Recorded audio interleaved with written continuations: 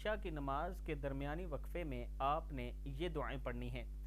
11 مرتبہ سورہ فاتحہ، 11 مرتبہ سورہ فاتحہ۔ بسم اللہ الرحمن الرحیم، الحمد للہ رب العالمین، الرحمن الرحیم، مالک یوم الدین، ایاک نعبد و ایاک نستعین، اہدنا الصراط المستقیم، صراط الذین انعمت علیہم غیر المغضوب علیہم ولا الضالین، آمین۔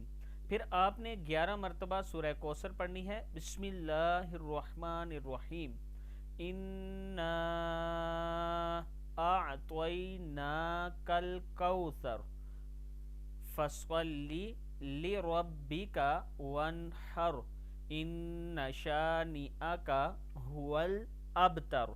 اور اس کے بعد آپ نے 11 مرتبہ سورہ اخلاص پڑھنی ہے۔ بسم اللہ الرحمن الرحیم، قل هو اللہ احد اللہ الصمد لم یلد ولم یولد ولم یکن لہ کفوا احد۔ یہ آپ نے 11 مرتبہ پڑھنی ہے۔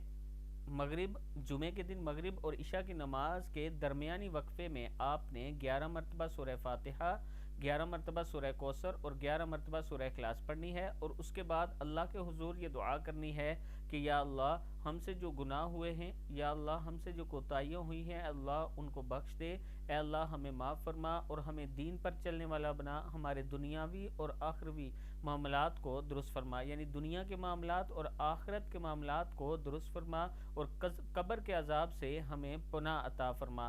جب آپ یہ دعا کریں گے تو اللہ تعالیٰ ضرور مدد کرنے والا ہے۔